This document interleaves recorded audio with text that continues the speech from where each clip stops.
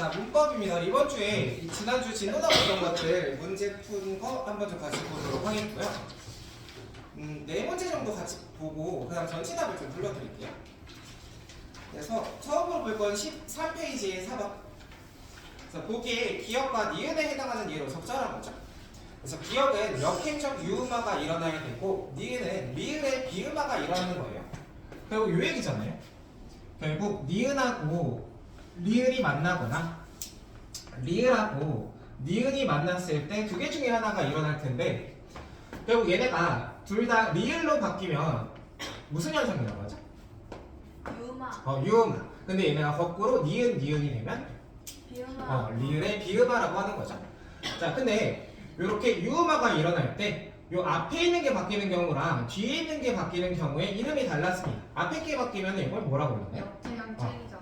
그렇지, 역행적 유음화. 뒤에 게 바뀌면 순행적 유음화. 얘는 리을의 비음화. 이렇게 됐던 거죠.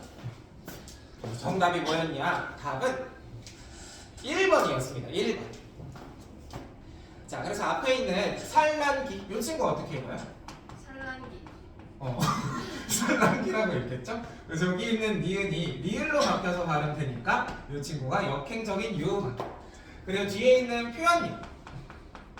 이 친구는 니은하고 리을이 만나 있지만 표현력이 아니라 표현력이 되기 때문에 이 친구는 리을의 비음화에 유역했습니다. 근데 다만 좀 잘 헷갈릴 거라나 싶으면 4번에 5번 보기 있잖아요. 앞에 있는 대관령. 그 친구 하나 볼게요. 대관령. 얘는 발음을 어떻게 하죠? 대관령인가요? 대관령인가요? 대관령. 니은이 될까요? 리을이 될까요? 관령. 리을. 리을이 됩니다. 그래서 얘는 대관령으로 읽어야 돼요. 그럼 이 친구는 유음화 중에서도 뭐가 일어나는 거죠? 역행. 역행적. 앞에 게 바뀌었으니까 역행적 유음화.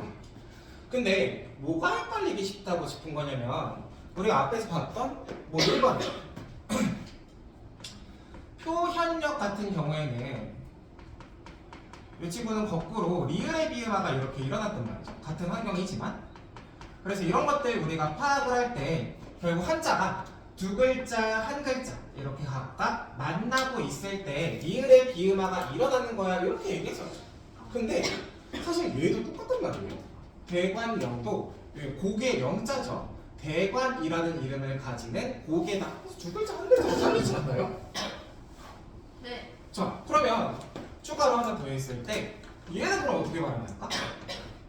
그래서 춘향전에서 나오는 친구인데 남원에 있는 여기 광한루는 뭐라고 해요? 한루. 한루일까요? 한루일까요? 한루. 리을. 이 친구도 광한루로 읽어야 돼. 한루가 돼요, 한루. 근데 얘도 광한이라는 이름을 가지는 누가? 건물이다. 그래서 광한루란 말이야.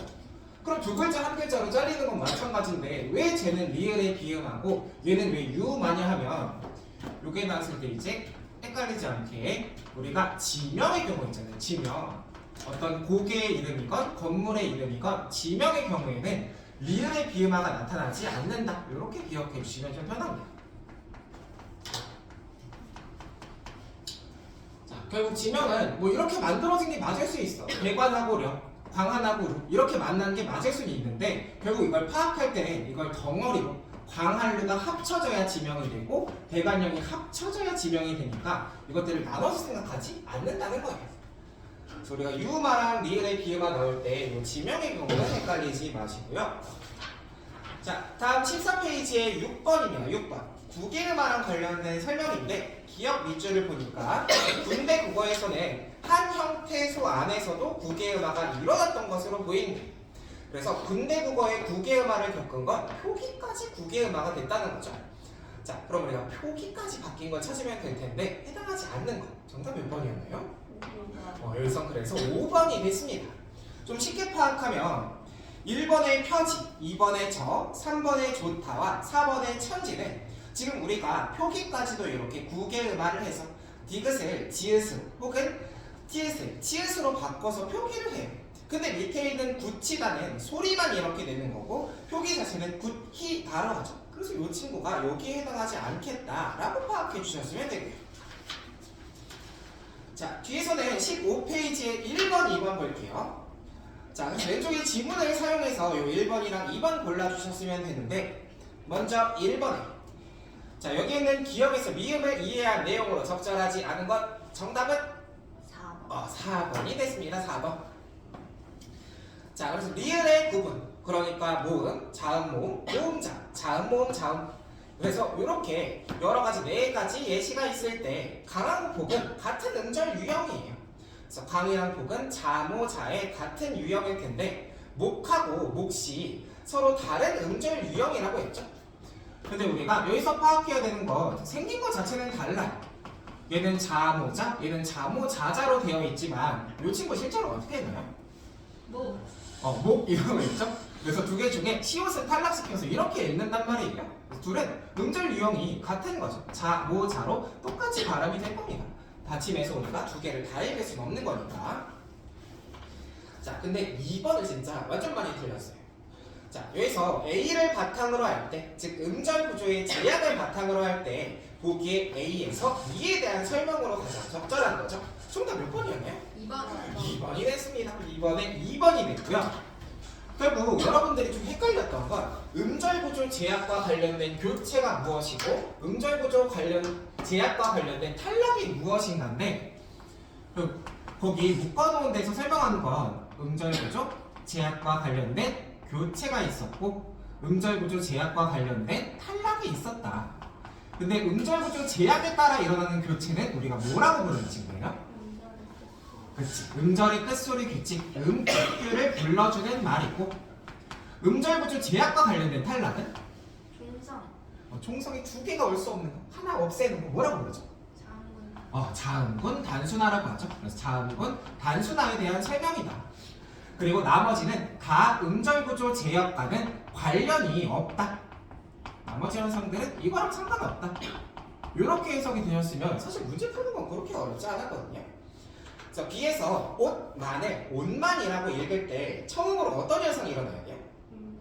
음극교 일어나서 시옷을 뭐로 바꿔야 되죠? 디귿. 디귿으로 바꾸고. 근데 디귿이 니은으로 바뀐 건 뭐가 일어나서 그래요? 비음화가 일어나서 그렇죠. 디귿이 니은으로 바뀐 건 비음화. 그래서 음극교 한번, 비음화 한번 일어나기 때문에 음절구조 제약과 관련된 교체, 즉 음극교가 한번, 요것과 무관한 교체인 비음화가 한번 일어난 거죠. 그래서 2번이 답이 됐습니다. 자, 그리고 추가로 하나 좀 보고 가면 좋을 건 12페이지에 2번이거든요.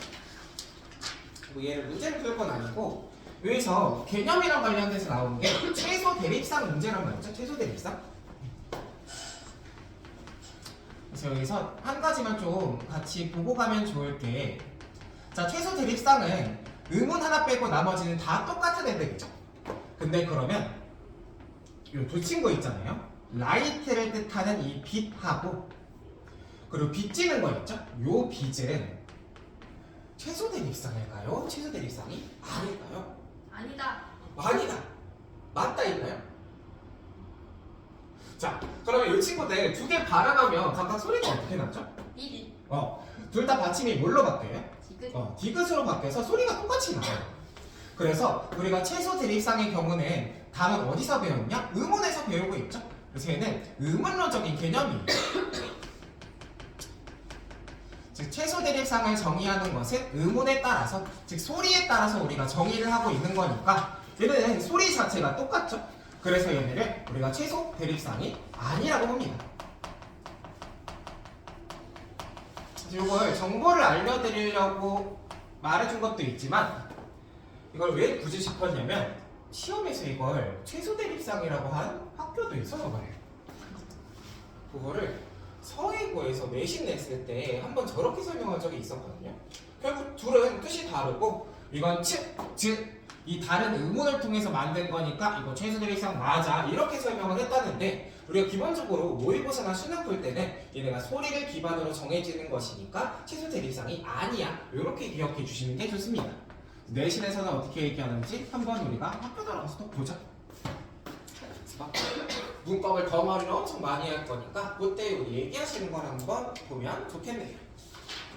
자, 그래서 문법 이제 답을 전체 불러드리고 가면 좋겠고 만약에 문제를 못 풀거나 숙제를 안 해오신 분들이 설마 있을 수도 있겠죠? 그런 분들은 답을 체크해 주시고 문제를 한번 풀어보세요. 자, 11페이지에 1번에 3번, 2번에 4번, 3번에 5번이고요. 3, 4, 5. 그리고 12페이지에 1번에 4번, 2번에 3번, 3번에 1번, 4번은 했죠? 4번에 1번, 5번에 4번이고요. 자, 6번 했습니다. 6번에 5번, 7번에 2번.